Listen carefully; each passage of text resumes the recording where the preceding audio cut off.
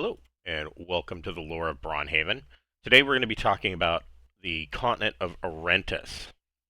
So, to most people in the known world, Orentis is the birthplace of gunpowder and silk. Um, but Orentis is a lot more than that. They are known to the continent, and the people that live there are known to be one of the oldest uh, civilizations in the known world. In the archives of the capital city of Hanying, they have records that date back to year negative 1950. There is a diverse set of biomes across the continent of Orentis, and it is quite large. Uh, it is, to give you a scale of how large the known world really is, it's nearly 7,000 miles west from the Glaucian Empire and about 3,000 miles north of the continent of Tlaxeletl, because the known world is what we in the real world would refer to as a super Earth. This, of course, requires ships that are sailing across the Dragon Sea or heading north from Tlaxeletl. They have to stop at multiple colonies, which are dotted in small islands throughout the sea in order to restock and replenish their stores. And so a journey from Zandamar to Orentis can take quite some time because you have to make these multiple stops. So there are a variety of biomes across Orentis. It is the second largest continent on the known world. There you can find everything here, ranging uh, in the north, of course, because it is on the coast of the Frostholm Sea. It is quite cold, and then of course all the way to the south, being where the Dragon Sea and the Astriad Sea meet. You find jungles, deserts. In the middle, you can find great plainlands. And then, of course, across the middle of the continent, or slightly offset the middle of the continent, is the Dunking mountain range, a large set of mountains that were made larger, of course, by the hammer strike of the gods, which caused massive amounts of upheaval, as it did in other locations. The major human population on Orentis happens on the eastern seaboard. And this is the home of the Orentian Empire, though it wasn't always considered an empire. Um, Texts that you can find in the archives of Hanying state that in year negative 1950, Ren Feng became the first emperor, known as the First Dynasty, of the Orentian Empire. And he worked very hard. At that time, there were a number of warlords that carved out small kingdoms all across what today is known as the Orentian Empire. And so he worked very hard trying to bring those warlords together. He wasn't entirely successful. There were treaties that were put in place and alliances that were made, but for the most part, this was all they were all doing it for show. Um, the warlords liked what the vision that Ren Fang had was, and they each of them wanted that position for themselves, and so they played along. And this farce of an alliance between all the warlords was uh, basically fraught with minor skirmishes, petty squabbles, and not more than a few assassination attempts amongst all of them.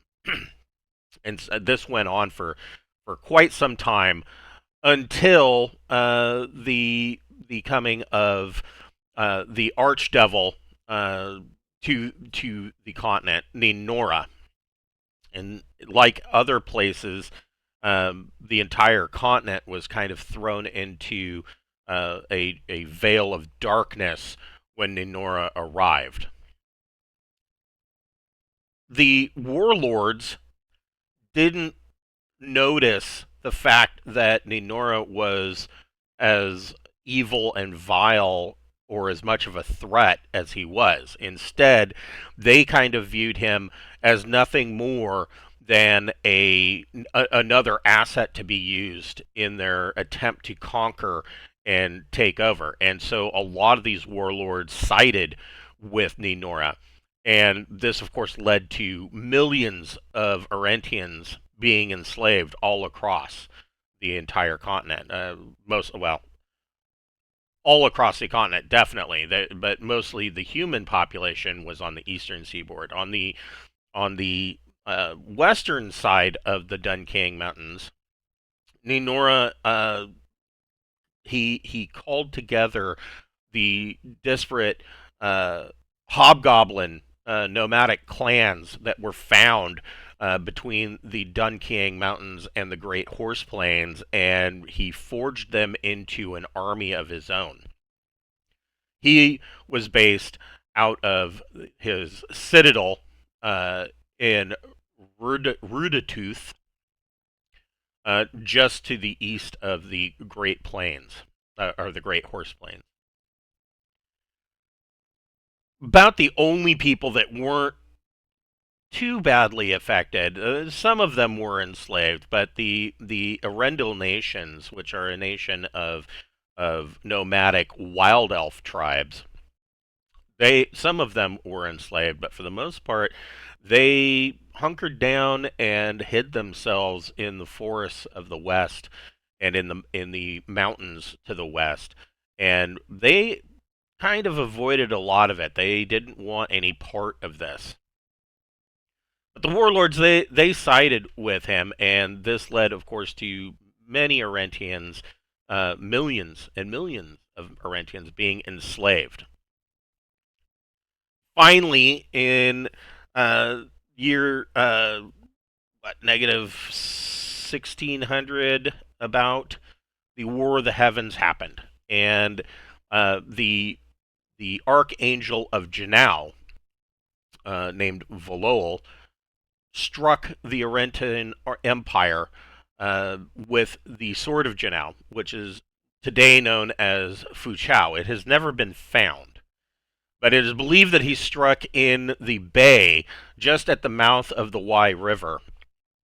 And this, of course, set off like an atomic blast or like a meteor strike, and the shock wave went inland and caused the Dunking Mountains to rise up even higher, and decimated much of the Ninora's forces on the eastern side of the Dunking Mountains.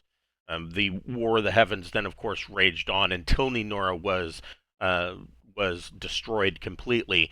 But his armies, the Hobgoblin armies, they were, of course, decimated during the War of the Heavens. But that only lasted a short while. The Celestials from the Celestial Palace, they didn't hunt them down to the last Hobgoblin. They weren't fiends. They weren't devils or demons. And so once the majority of that was eradicated, the archangels and the armies of the heavens receded and went back, to the Celestial Palace. And so there was a lot of these hobgoblins that were left. And they eventually formed up and created the Kingdom of Ongul, which is based out of Rudetooth. That is their capital.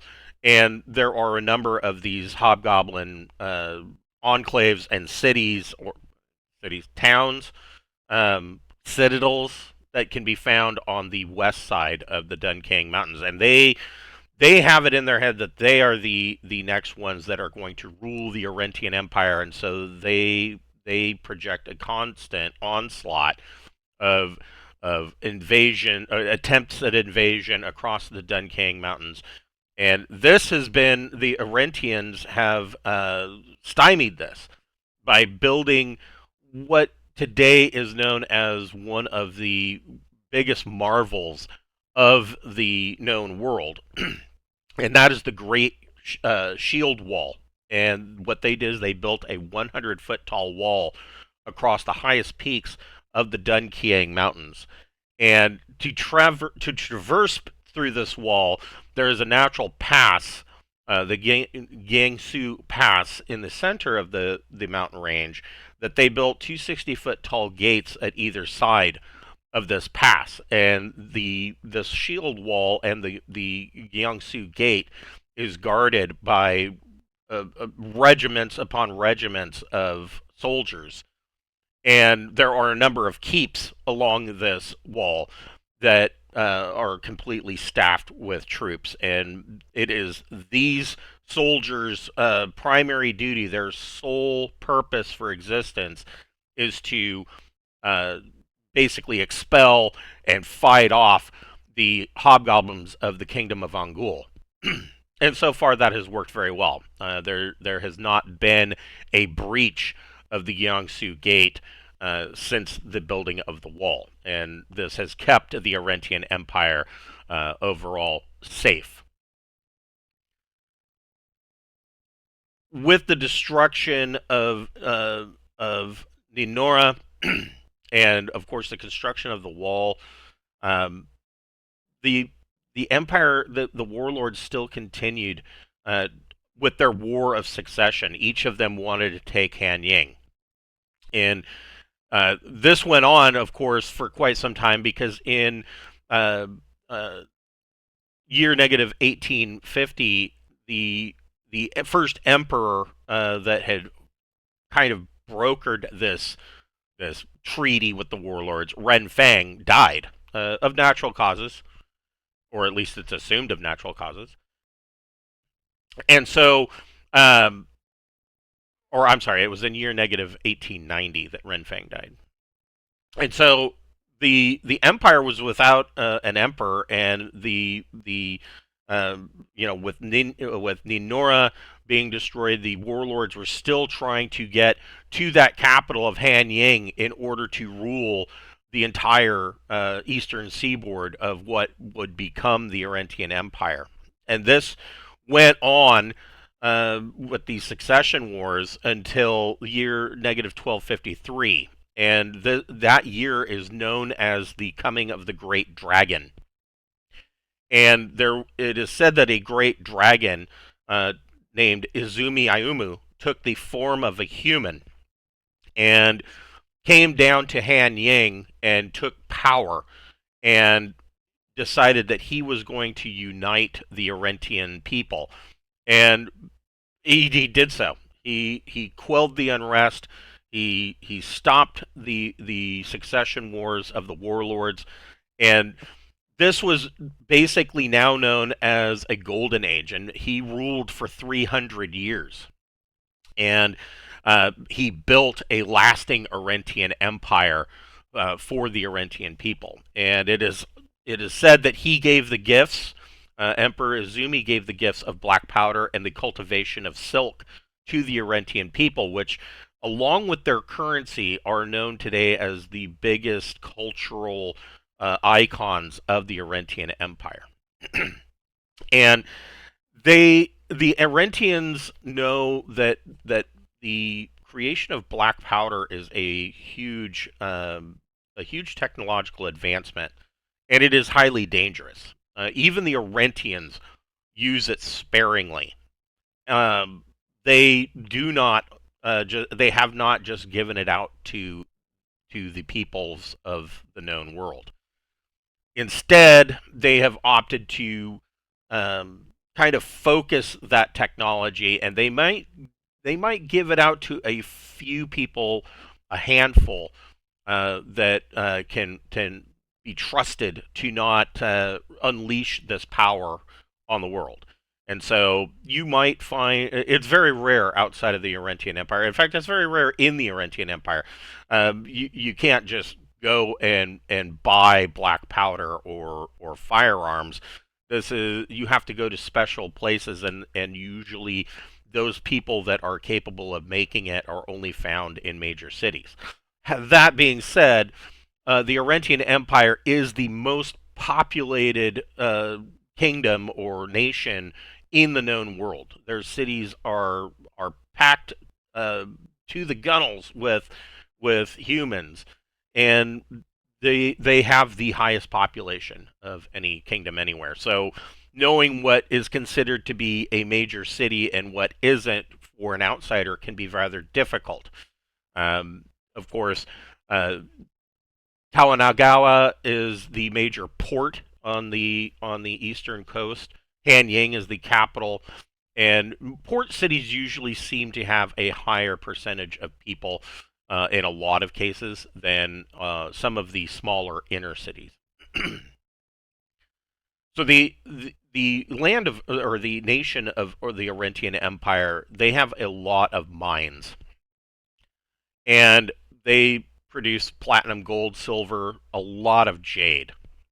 And they, as I stated, their currencies are are known to be a cultural icon for their people, and it is actually technically illegal by decree of the emperor to take Orentian currency out of the empire.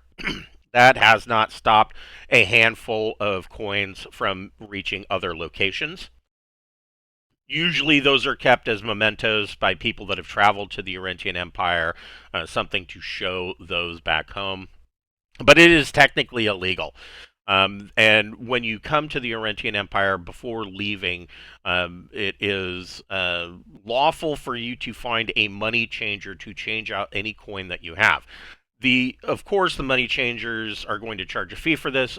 Usually, it's around 5%, and they will keep that excess as a profit to themselves. The typical platinum piece in the Orentian Empire is called the Giang, and it is a 1 ounce rectangle that is stamped on one side with an image of the Imperial Grand Palace in Hanyang, and on the opposite side, it is stylized with the Hujin god Lo Hua Kwang. And 10 Giang 2, which is their typical gold piece, is equal to 1 Giang. The Giang 2 is a 1 ounce disc of hammered gold.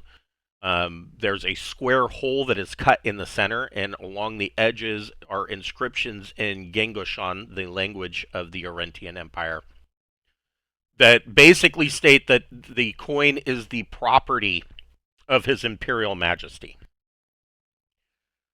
The most widely used coin across the empire by the typical citizen is called the Zhao, and it is a roughly round disc of chipped jade, and it is thin on the edges that grows thicker towards the middle. And a newly minted Zhao, the edges can be quite sharp. The edges are thin enough that if you hold it up, you can see light through the edges. And then as it is handled and used, those edges grow rounded and duller with age. And there are one Zhao is equal to 50 Hao Feng, which is their copper piece. So it is like the Electrum piece. The Zhao is kind of an in-between coin that is more of a curiosity to those outside of Orentis than to the actual citizens of the empire. They use it. The average citizen uses it daily for almost everything. The Liang Tao is the typical silver piece. It is a 1 ounce square coin with a round hole cut in the center, with images of the royal cherry blossom gardens that are stamped around the edges of the coin. 10 Hao Fang copper pieces are equal to 1 Liang 2 silver piece. And finally, the Hao Fang is the smallest denomination in circulation. It's a 1 ounce rectangle of pure copper. And on one side is a prayer to the Jade Queen, and on the opposite side is a stylized image of Jiu Wei, depicting one of the Hujin gods. 50 Hao Fang are equal to 1 Zhao. Of course, 100 Hao Fang would be equal to 1 Jiang 2. So that is an overview of Orentis. Next time we're going to be getting into their religion and the Hujin gods that the Orentian people worship. Thank you for watching, and I'll catch you next time.